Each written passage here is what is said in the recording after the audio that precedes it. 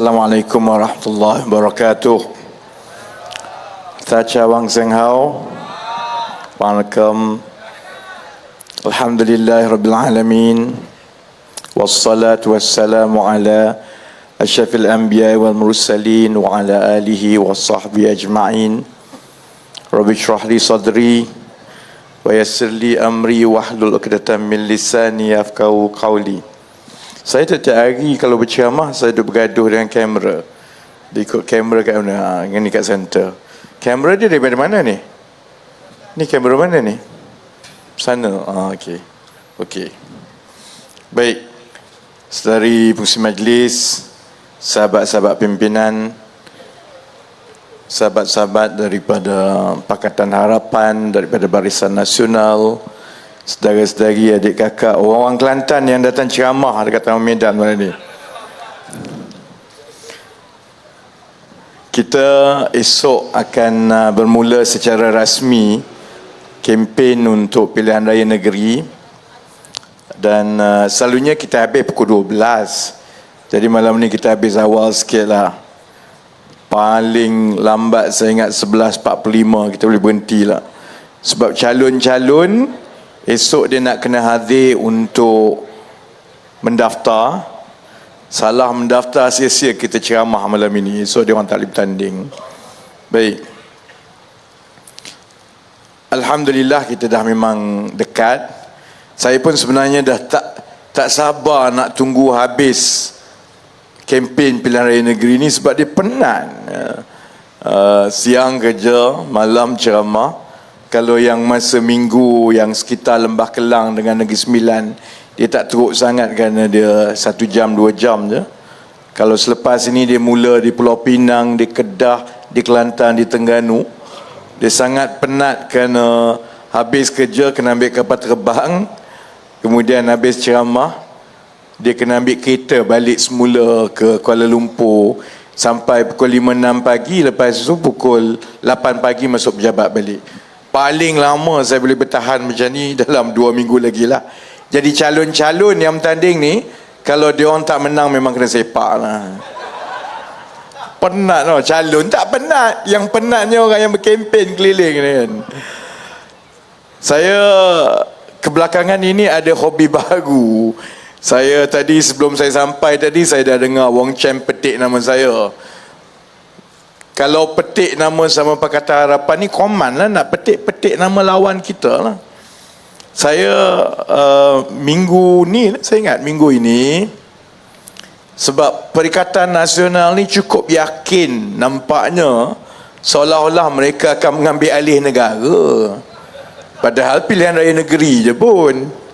Tapi gaya dia tu seolah-olah dalam tempoh 2 minggu mereka akan mengambil alih negara. Saya nak nasihatkan kepada kaki-kaki Perikatan Nasional ni, korang jangan tempah baju berkira-kira nak ambil jawatan lagi. Sebab bukan saja pilihan raya negeri ni, dia tak ada kena mengena dengan kerajaan persekutuan. Yang 6 negeri ni pun tak tentu Perikatan Nasional kononnya akan menang semua seperti yang mereka dakwa. Saya yakin Negeri Selangor insya-Allah kita akan tetap menang dalam 2 minggu daripada sekarang. Tapi yalah, kita kena layan lah tiap-tiap hari TikTok sana, TikTok sini soal nak ambil alih negara. Jadi kita kena layan lah. Sebab saya ada interest saya kerana kita dah mula banyak ni 7-8 bulan ni dengan segala perancangan, plan demi plan sudah mula dilancarkan. Jadi saya nak tahulah kod-kod lah kononnya mereka bermimpi tiba-tiba jadi. Kalau kamu jadi kerajaan persekutuan balik, sebenarnya apa yang kamu nak buat? Kalau pun tak nak cerita pasal kerajaan persekutuan, tak apalah, cerita pasal 6 negeri yang mereka nak ambil alih ni. Sebab itu saya petik nama Azmin Ali. Saya tanya Azmin, sebab tiba-tiba Azmin muncul balik ni lepas pilihan raya umum yang lepas. Dia dah kalah, dia kata dia nak bersara lah. Saya dulu lepas PRU 2018, bila saya kata saya tak nak campur dengan politik, saya tak campur betul tau. Saya betul-betul balik buka company, buat syarikat semua Korang juga yang bising suruh aku balik semula dalam politik. Kalau tidak, tak adalah saya nak berjamah setiap malam macam ni. Azmin tak sampai 6 bulan. Mula dia kata dia tak ada dah dalam politik ni, tiba-tiba dia balik semula. Dan bila dia balik semula ni, nampak gaya dia begitu yakin untuk jadi menteri besar balik. Jadi saya katalah, baiklah, untuk kita pun nak bagi peluang kepada rakyat untuk menilai dengan baik.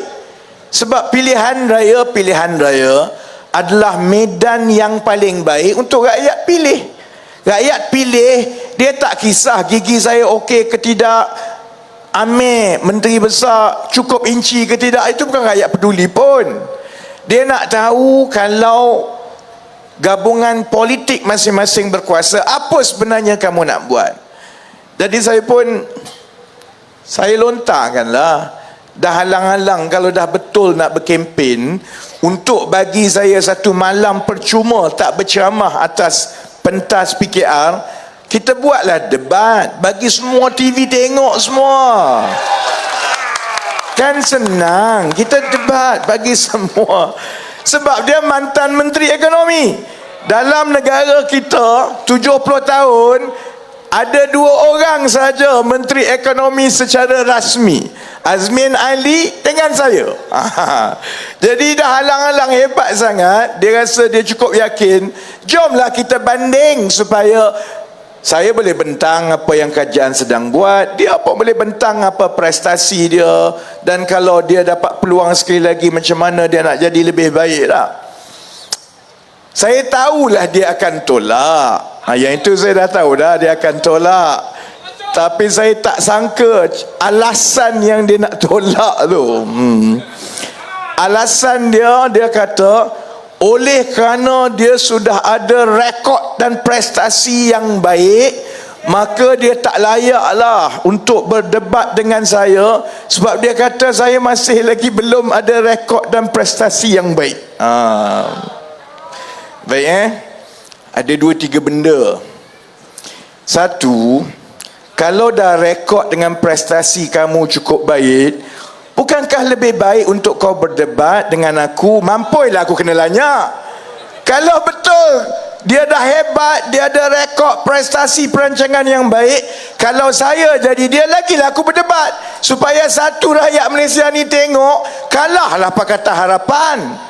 Tapi dia tak berani juga. Kemudian kalau nak kata atas alasan mesti ada rekod prestasi masing-masing baru kita boleh berdebat, guna akal lah. Dia jadi menteri besar lama mana? Dia jadi menteri besar daripada 2014 sampai 2018. Lepas itu dia juga jadi menteri persekutuan, mula menteri hal ehwal ekonomi 2 tahun. Kemudian dia jadi menteri kanan, Kementerian Pelaburan dan Perdagangan Antarabangsa, dan Menteri Kanan Ekonomi Negara. Tambah lagi 33 bulan, 5 tahun di Kerajaan Persekutuan, 4 tahun di Kerajaan Negeri, 9 tahun dia pernah berada dalam kedudukan yang dia boleh buat perubahan. Aku baru 7 bulan lah, Bahlul. Ada ke? Dia macam budak universiti, dia bergaduh, dia nak main bola. Dia duk cerita, jom tengok aku main bola berapa banyak dah aku wakil sekolah. Aku tingkatan 5, engkau darjah 5, berapa banyak? Memanglah dia lagi banyak kononnya. Baik.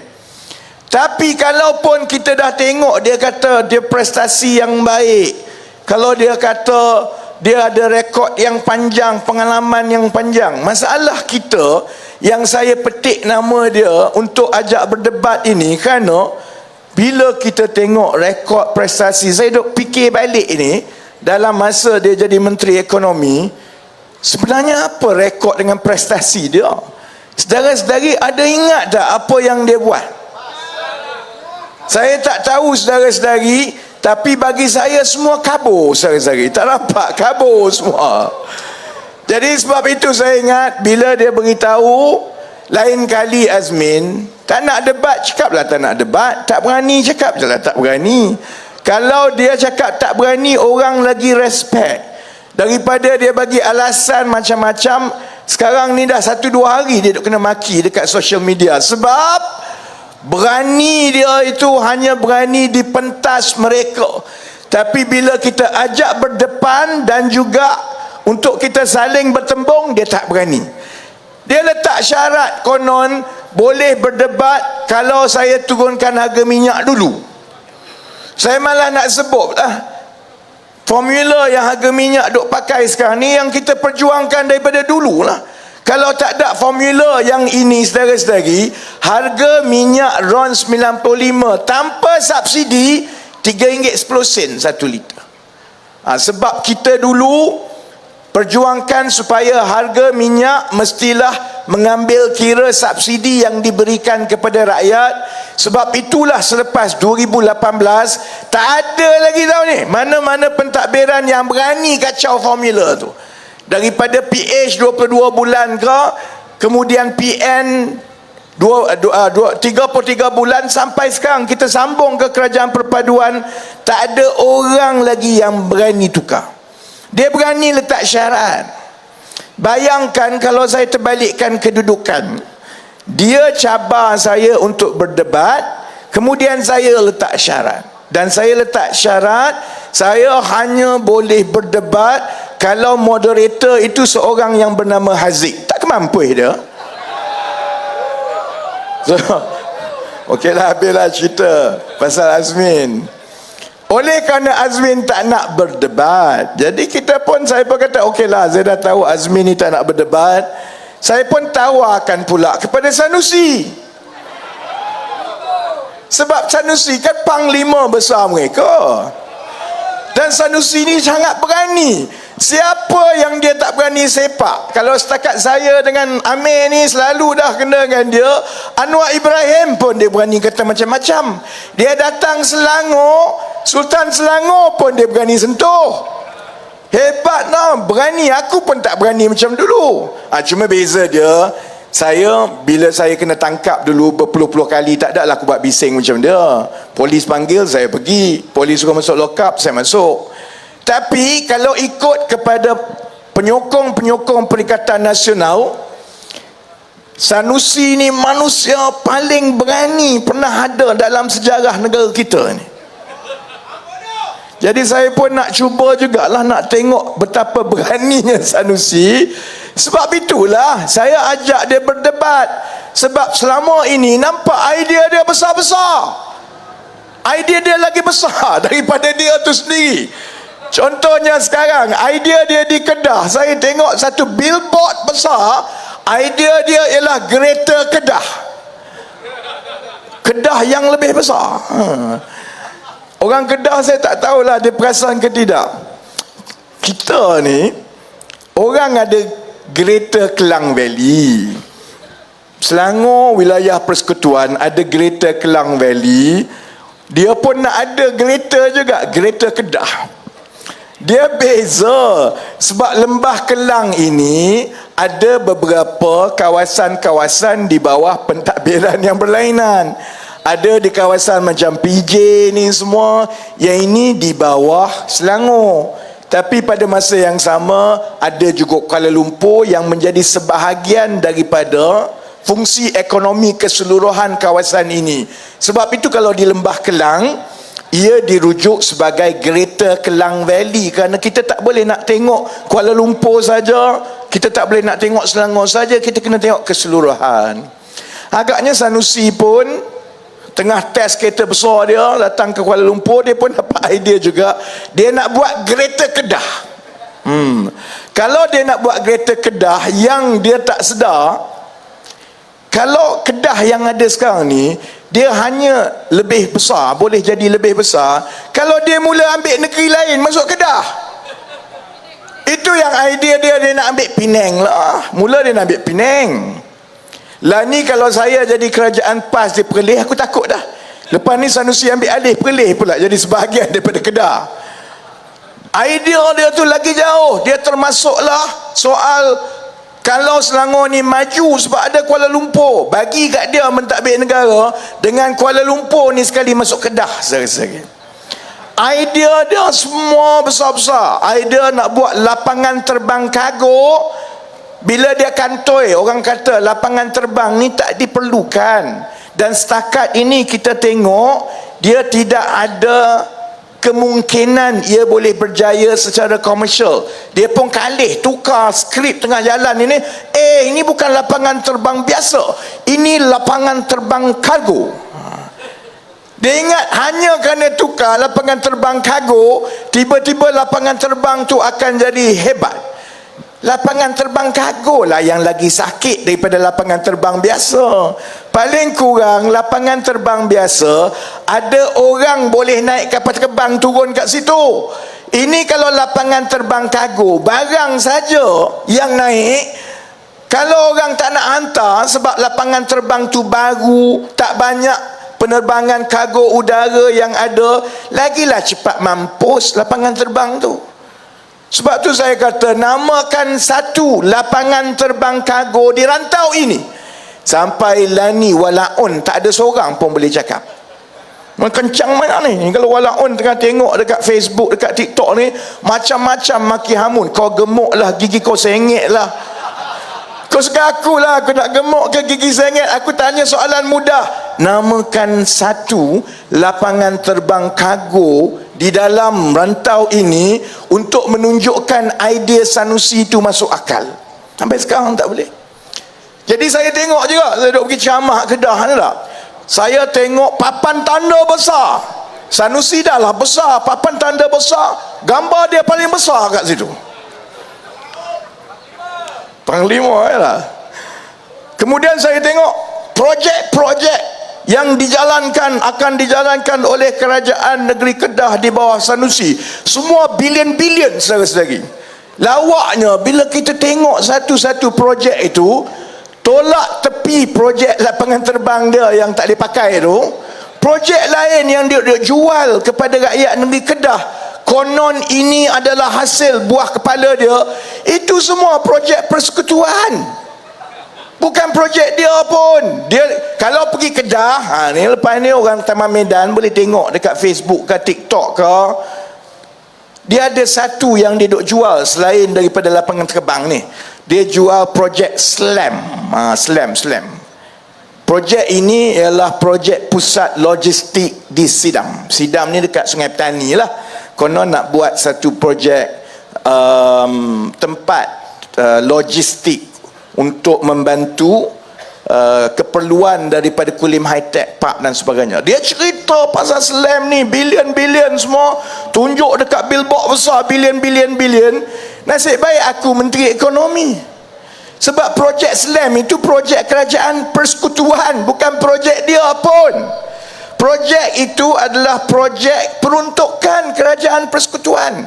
Tapi sebab manusia macam Sanusi ni, dia bila dia beritahu kepada rakyat, dia tak cerita benda sebenar. Dia tak beritahu sebenarnya yang itu yang persekutuan, yang ini yang persekutuan, yang ini persekutuan. Sebab itu dia kantoi depan penjawat awam dia sendiri. Dia duk cerita, ada orang tanya pasal orang Kedah ni masih lagi boleh tanam, belum boleh tanam padi 5 tuaian 2 tahun. Jadi dia kata, kenapa kerajaan persekutuan ni tak bantu kerajaan Kedah ni?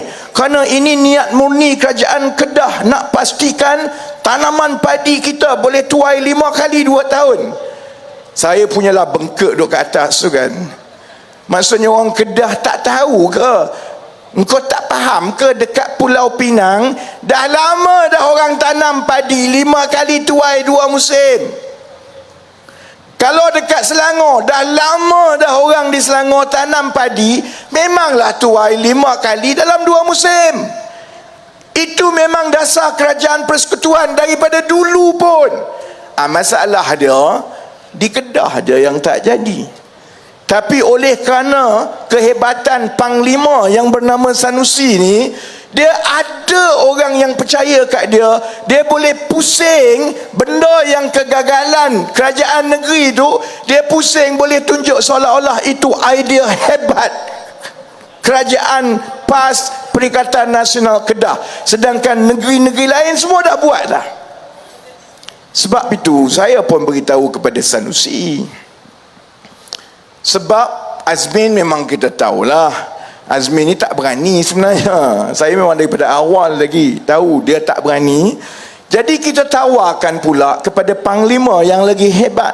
Kita tawarkan kepada Sanusi. Saya dah confident dah ni. Astro semua dah siap dah ni untuk buat perdebatan yang kita siarkan secara langsung. Hari ini sangat-sangat mengecewakan.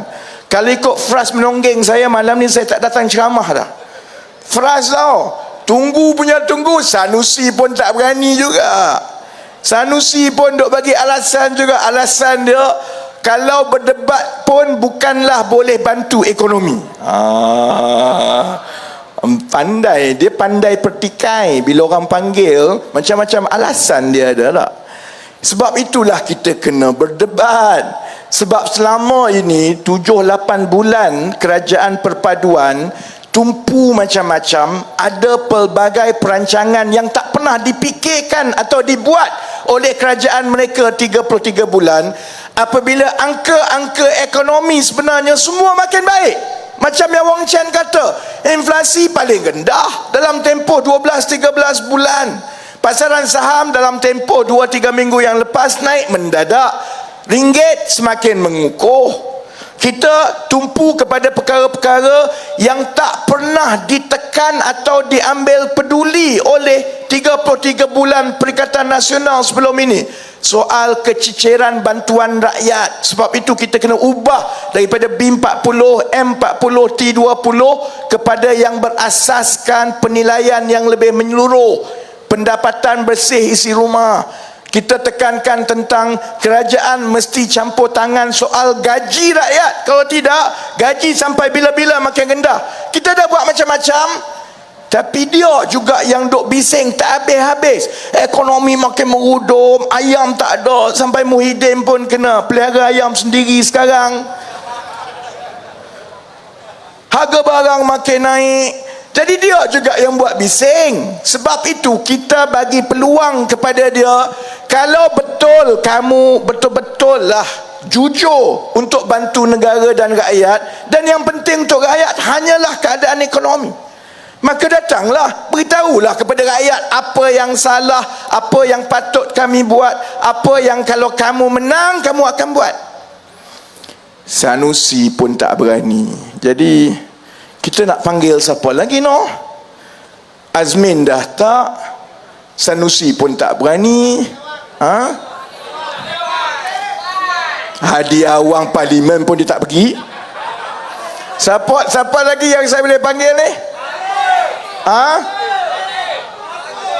Matua? Tak payahlah. Yang itu biarlah kat dia. Hobi dia tua-tua. Saya tak nak kacau dia lah kan. Siapa lagi ni? Jadi lepas ini kita cuba untuk kumpulan maha hebat, maha pandai seterusnya daripada Perikatan Nasional. Saya nak jemput mana-mana lah ni, mana-mana ni yang muda-muda pula ni. Kita ada, mereka dulu bila kita bentuk kerajaan, mereka membentuk kabinet bayangan. Yang ini akan jadi menteri-menteri ekonomi mereka lah. Dia ada dalam kabinet bayangan tu, kalau tak silap saya, Dr. Razi Jidin, ahli Parlimen Putrajaya. Lagipun saya nak jumpa dia juga sebab dia pandai klaim sebelum ni.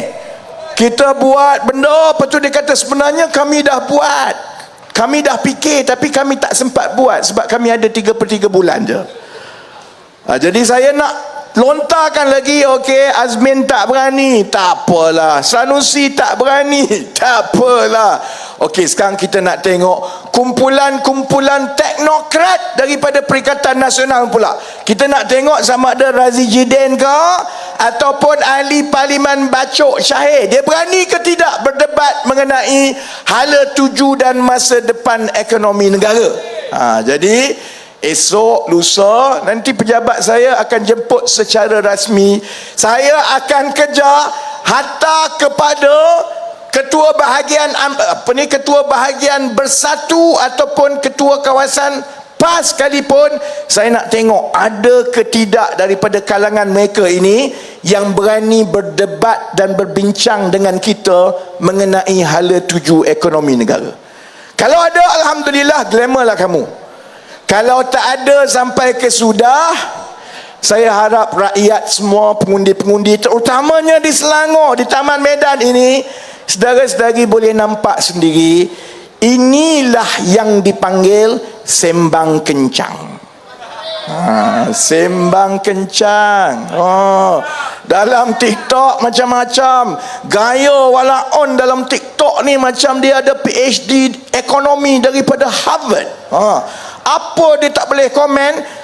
Pergi lapangan terbang kargo pun tak pernah tengok dia boleh komen lapangan terbang kargo tu macam dia tukang buat lapangan terbang. Jadi sebab tu saya nak tengok, kalaulah sampai ke sudah tak ada, saudara-saudari boleh tengoklah sebenarnya matlamat dan juga cara Perikatan Nasional masuk pilihan raya negeri ini bukanlah untuk membantu rakyat. Dia tak ada perancangan, dia tak boleh nak berbahas, dia tak ada prestasi yang mereka boleh banggakan, dia tak ada rekod banyak kabur dan sama-sama. Akhirnya kerja dia ialah main emosi, iaitu kerajaan perpaduan yang ada ini ialah kerajaan yang bukan Melayu. Kalau tengok Wong Chen tu tak, cara dia makan budu dengan nasi dagang, aku pun tak makan budu macam tu. Korang nak Cina yang Melayu macam mana lagi? Kalau ikut dia, kalau ikut Perikatan Nasional ni, kena lawan, menjadi kewajipan untuk lawan kerajaan perpaduan, kerana kerajaan ini tidak cukup Melayu dan Melayu akan tertindas di bawah mereka. Bila kita tanya, apa kamu nak tolong Melayu? Macam mana kamu nak majukan ekonomi negara supaya orang Melayu yang banyak miskin ni dapat dibantu? Bila kita tanya, apa yang kamu dah buat masa kamu jadi kerajaan dulu? Mana? Apa kamu buat di Kelantan sampai 33 tahun? Sebelum Starbucks masuk Malaysia pun, air di Kelantan dah mengalahkan Starbucks. Apa kamu buat? Dia tak boleh jawab. Sebab sebenarnya satu-satunya matlamat mereka hanyalah kuasa. Ini semata-mata sebab mereka nakkan kuasa, sebab Tan Sri Muhyiddin Yassin nak jadi Perdana Menteri balik. Kan dah ada peluang dulu. Masa kamu jadi Perdana Menteri dulu, saya memang tak kacau lah. Aku kena kurung masa lockdown PKP. Kita semua kena kurung, parlimen kena tutup. Apa dia kita tak boleh buat? Mereka bermaharaja lela.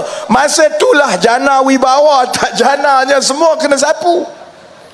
Kamu kan dah ada peluang yang ada dulu, tapi oleh kerana hasad dengki, nak juga berkuasa ni, maka dia akan cuba timbulkan segala-galanya seolah-olah ni orang Melayu betul-betul kena tekan dah ni. Kalau ikut mereka, kalau saya pengundi di Kelantan, di Terengganu, di Kedah, Taman Medan ini tak ada orang Melayu dah ni. Habis dah Cina, semua dah kontrol habis dah Taman Medan ini. Kalau dia datang kat Taman Medan, dia tengok banyaknya muka Melayu kat sini, bukan saja Melayu, Jawa pun ada ni. Barulah orang tahu bahawa sebenarnya isu yang menjadi pertembungan dalam pilihan raya kali ini terbelah kepada dua. Di sebelah kerajaan perpaduan, kita bersetuju bahawa kita kena ketepikan segala perkara yang lama kerana negara berada dalam keadaan yang tenang. Kita kena bergabung supaya kita tumpu kepada soal ekonomi dan kebajikan rakyat, kerana kalau kita terlepas daripada peluang ini, dia makin susah tiap-tiap 5 tahun untuk kita bangkit kembali. Di sebelah satu lagi Perikatan Nasional, soalnya ialah bila kami boleh tebuk atap untuk jadi Perdana Menteri lagi. Bila kementerian mana yang saya boleh nak ambil ni? Ambo nak jadi menteri lah, paling kurang sekali je lah Ambo nak jadi menterinya. Tak hak tu pun tak boleh. Kepala otak dia macam tu lah. Bagilah peluang sekali je. Suruh ejah bagi sekali jadi menteri. Hebat benar dah. Pencen sampai ke mati. Sebab itu saudara-saudari, dalam tempoh seminggu yang lepas, kan semalam contohnya, Datuk Seri Anwar telah meluncurkan kerangka ekonomi madani. Kerangka ekonomi madani yang bersikap jujur dengan rakyat, apa sebenarnya masalah yang kita perlu selesaikan untuk kita bantu rakyat. Pertama, kita kena terima bahawa potensi pertumbuhan ekonomi kita semakin malap.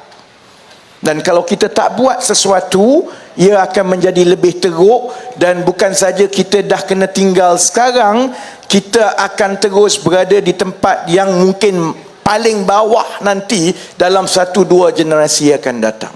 Tahun 70-an, 80-an, ekonomi kita berkembang sekitar 9%.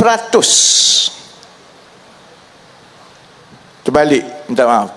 Tahun 60-an, 70-an, ekonomi kita berkembang sekitar 7% secara purata tiap-tiap bulan. Itulah yang membolehkan daripada kita negeri pertanian, kita boleh mula ada bangunan, ada industri kecil-kecil dalam tahun 70-an.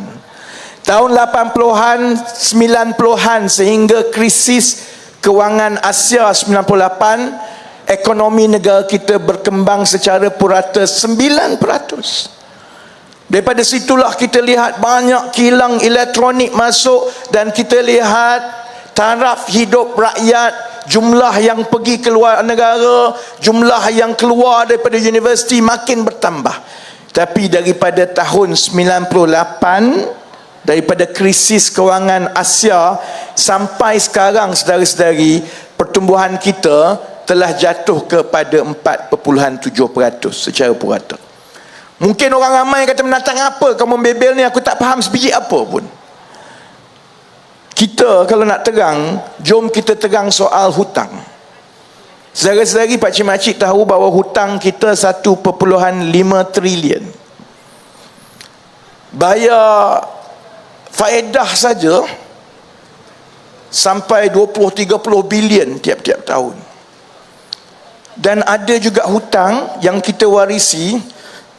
Dulu ambil hutang konon nak buat sesuatu, lepas buat tu projek tu macam ni lah, macam biasalah projek tu goyang sikit tak.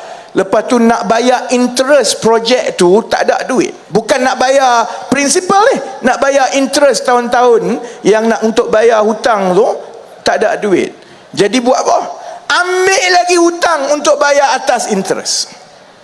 Jadi dalam 1.5 trilion hutang ni, ada lagi hutang-hutang yang diambil atas hutang untuk bayar interest.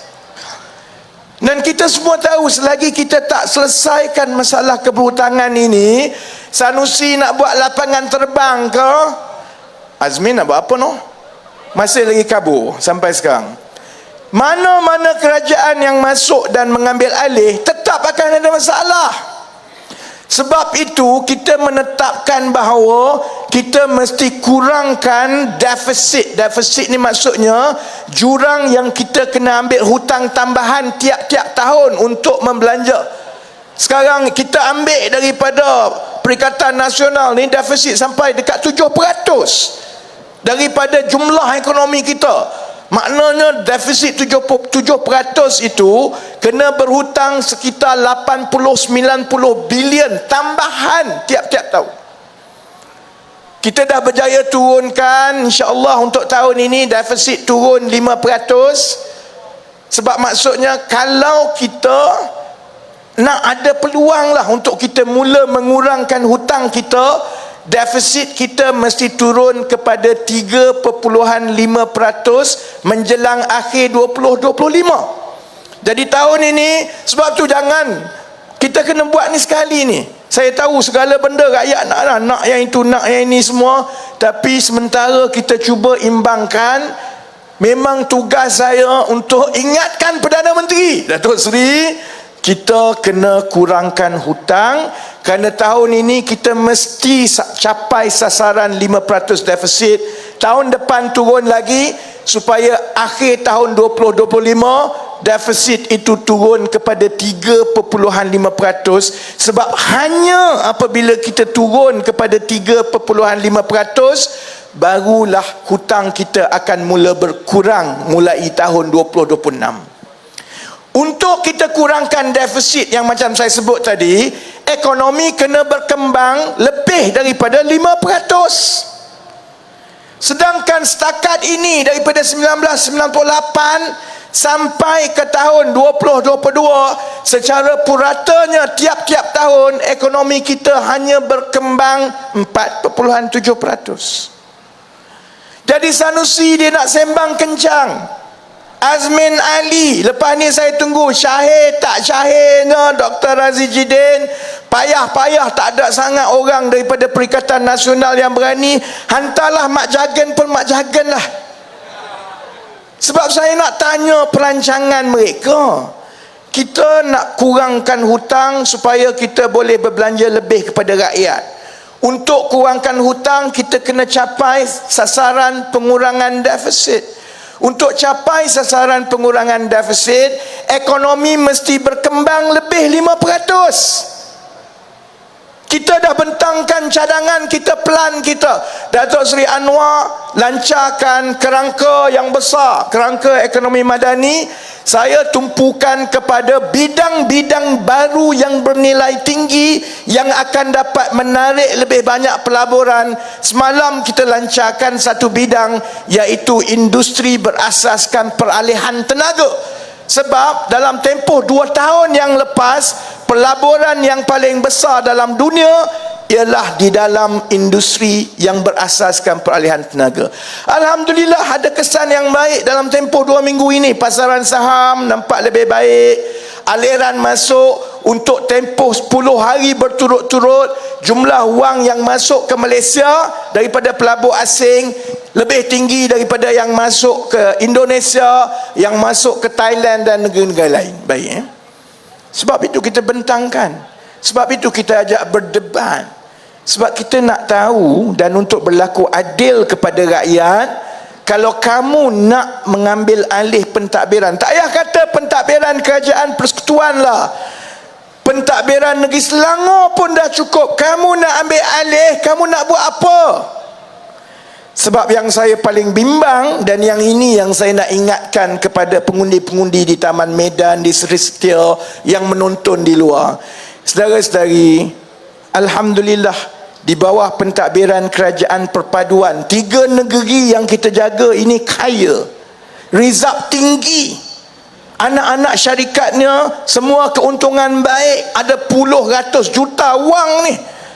Setiap satu negeri, kalau ambil negeri Selangor ni, berbilion rizab yang kita tengah tinggalkan ini.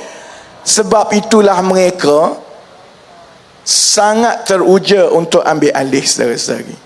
Sebab gaya mereka ialah ambil alih dalam keadaan yang baik. Dia belanja, bila rakyat dah marah, dia tinggal kepada orang yang seterusnya untuk ambil alih. Itulah yang berlaku di Kelantan. Kalau masalah dia tak boleh bayar apa-apa, dia salahkan kerajaan persekutuan dan dia suruh kerajaan persekutuan bagi wang kepada dia, dan lepas tu dia tak nak bayar. Jadi sebenarnya dalam saya dah usik Azmin, saya usik Sanusi, lepas ni saya nak usik yang lain ini, sebab saya masih tercari-cari di mana agenda ekonomi daripada Perikatan Nasional. Tan Sri Muhyiddin Yassin sampai sekarang tak terangkan lagi. Yang kita tahu zaman dia hanya satu saja, jana wibawa. Yang legasi warisan daripada pentadbiran ekonomi Tan Sri Muhyiddin Yassin ialah jana wibawa.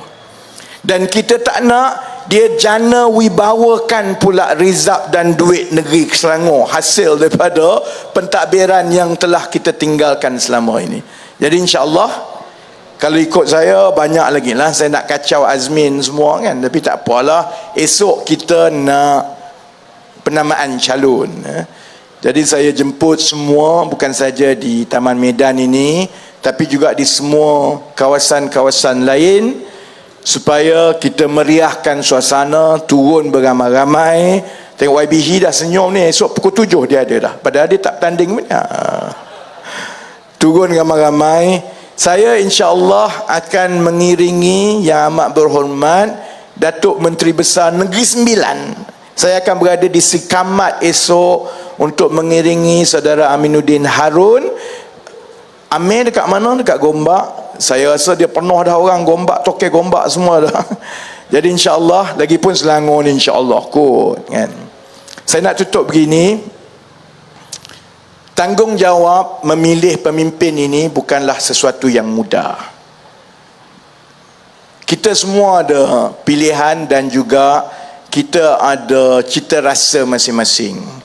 Ada yang suka yang biadab macam Sanusi, ada yang suka yang beradab macam Azmin, ada yang suka yang macam Datuk Seri Anwar, ada macam-macam. Ada yang suka Haji Hadi, walaupun tak faham dia cakap apa sebenarnya kan? Jadi masing-masing kita semua ada cita rasa, tapi kita juga kena ingat bahawa kita juga akan ditanya tentang pilihan kita nanti, kerana itu adalah tanggungjawab yang besar. Kita salah buang undi, kita mengundi tanpa kita membuat pertimbangan yang adil kepada semua pihak ataupun kepada generasi akan datang. Bukan saja kita akan menanggung beban terus, selepas itu bila pentadbiran tidak baik, sudah tentu kita juga akan mewariskan masalah itu kepada anak-anak dan generasi akan datang. Jadi saya harap saudara-saudari, adik kakak, bukan saja di Taman Medan dan di kawasan-kawasan lain, saya yakin di Selangor saudara-saudari faham bahawa keadaannya adalah baik. Selangor kekal sebagai negeri nombor 1 di seluruh negara. Selangor kekal sebagai enjin pertumbuhan ekonomi yang paling banyak dan tinggi di Malaysia, dan kita nak kekalkan kesepaduan dan muhibah yang kita ada di Selangor ini supaya lebih banyak lagi orang Kelantan, termasuklah Cina-Cina Kelantan macam Wong Chen datang duduk kat Selangor, insya-Allah. Jadi dengan harapan itu saya doakan yang terbaik insya-Allah, dan 2 minggu lagi saya yakin dan berdoa bukan saja kerusi Taman Medan, Seri Setia dan kerusi-kerusi lain di seluruh negeri Selangor. Saya yakin negeri Selangor, Negeri Sembilan, Pulau Pinang insya-Allah akan kekal dalam tangan kerajaan perpaduan. Jadi dengan semangat itu, kita tunggu siapa lagi selepas Azmin Sanusi tolak, kita tunggu siapa yang seterusnya nak tolak. Jadi jangan lupa saya berceramah tiap-tiap malam. Jadi jangan lupa ikuti episod Panglima PN yang menolak yang seterusnya di malam-malam yang seterusnya. Dengan itu, terima kasih. Sekian, sese, nandri, manakam. Wabillahi taufiq wal hidayah. Wassalamualaikum warahmatullahi wabarakatuh.